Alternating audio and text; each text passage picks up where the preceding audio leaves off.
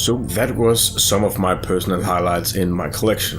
Now let's move up to the most 5 expensive games that I've picked up for free. And full disclaimer, you're not gonna see anything here that's outrageously expensive.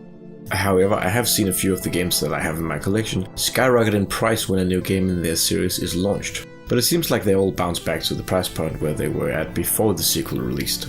And all the prices came courtesy of pricecharting.com, and I double checked all my favorites and the most expensive ones against the lowest buy now on eBay, and they all matched, so I think that they are pretty accurate.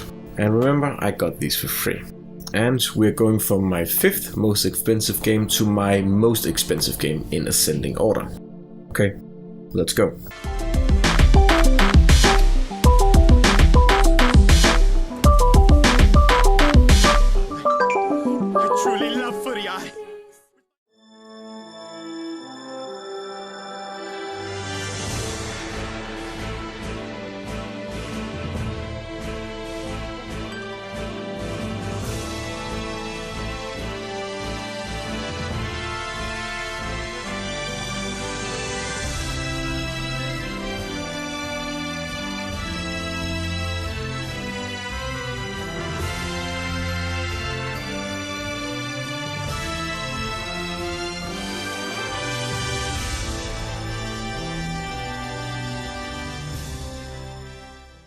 So first up is a triple feature that is tied for 5th place as my most 5 expensive games. And that is Gauntlet, Dark Legacy, Bujingai and Digimon World 4, and they are estimated to be worth $18 each. Gauntlet is a gauntlet game. It's a 4-player, or 2-player in this case, dungeon crawler where each player picks a class and then navigate through levels, pick up keys, XP, murder enemies, etc. It's a basic but fun RPG with friends. Bujingai is weird. It's a 505 published game, and I believe that it was exclusive to Japan and Europe. It's that kind of what the fuck fantasy Japan game where you don't really know what's going on because it doesn't make any sense. Mechanically, it's sort of a Devil May Cry knockoff and features Prince of Persia-esque platforming, and you play as a purple-haired boy who is probably immortal. And finally there is Digimon World 4, and Digimon World 4 is a Digimon game. It's a standard JRPG set in the Digimon universe. Never pester me again!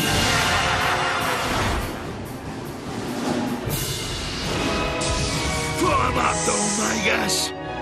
You'll pay for what you did. We'll put an end to this here and now!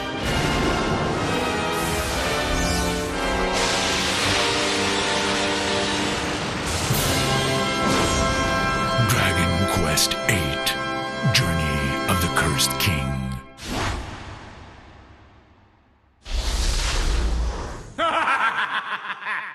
You will ride in the unbearable agony of these thorns forever!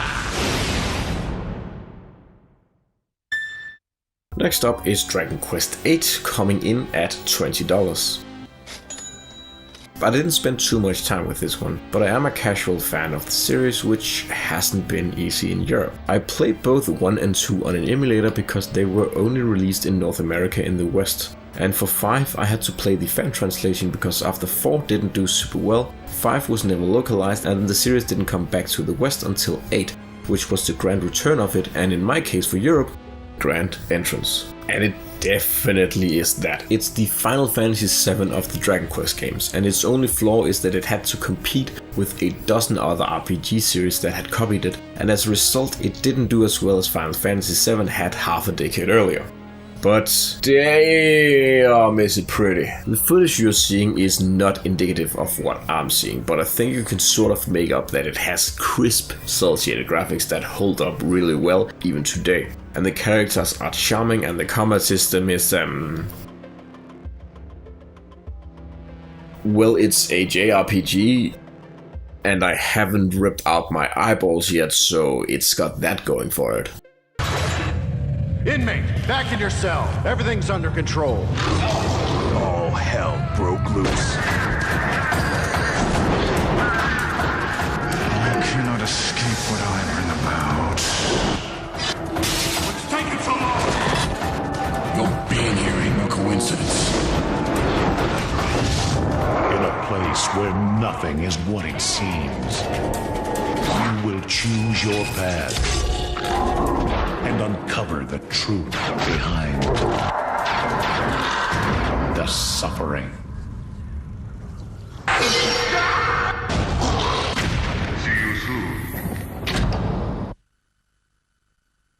Third on our list is The Suffering at $21. It's a survival game that starts when a prison riot erupts, but there's also a demon/ghost invasion and we have to take control of the protagonist and help him escape. I would tell you his name, but every time I try to remember it, all I hear is this high-pitched screeching, so I'm sure his name is very dumb and very edgy. The game features a combo first and third person perspective, and the player can change in between the two viewpoints at the flick of a button. And the controls suck, and I've tried the PC version and it both feels better to play but also looks better. So go play that instead.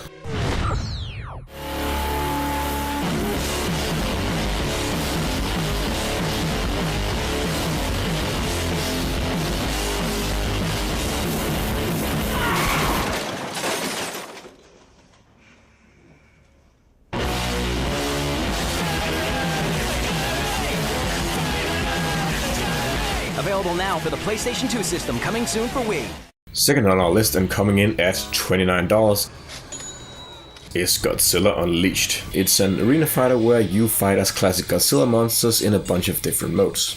There is a story mode, but it's just a thinly veiled excuse to have a dream matchup between giant monsters, and that's absolutely fine.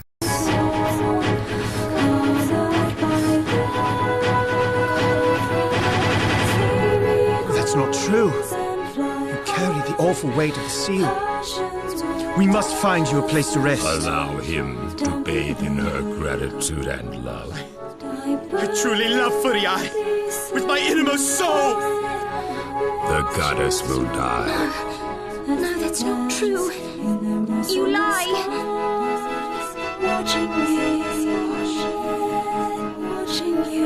No more gods. We are free. Don't look at me.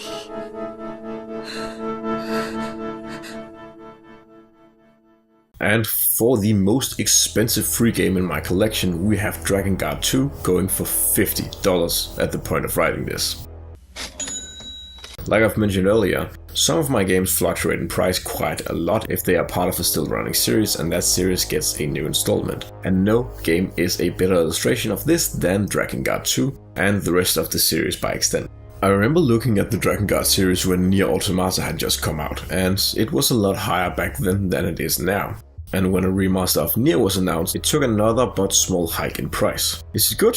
Truthfully, I don't know. I have this plan to play and review all of the games once I've collected them, but so far I only have Nier on Xbox 360 and this one.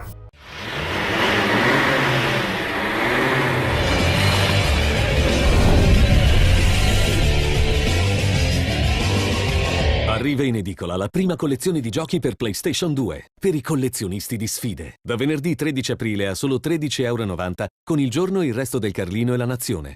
As for the rest of the games I've found for free, here they are in no particular order: Rogue Galaxy, Dirge of Cerberus, Breath of Fire Dragon Quarter, Wild Arms 3, Code of the Samurai, SmackDown, Backyard Wrestling, SmackDown 2006, SmackDown vs. Raw, Time Crisis 2, Odin Sphere, Full Spectrum Warrior, American Chopper, Sly 3, Tekken Tag Tournament, Unlimited Saga, Lord of the Rings The Third Age, Fight Club, Celebrity Deathmatch, Tekken 5, Turbo Trucks, SmackDown 2007, Duel Masters, Gladiator, Sword of Vengeance, Hulk Ultimate Destruction, Dynasty Warriors 4 Empires, SmackDown 2009, Rumble Roses XX, Phantasy Star Universe, The Golden Compass, Monopoly, Hulk, and Sly 2 Band of Thieves. These, combined with the games that I described in greater detail earlier in the video, come in at a total value of $521.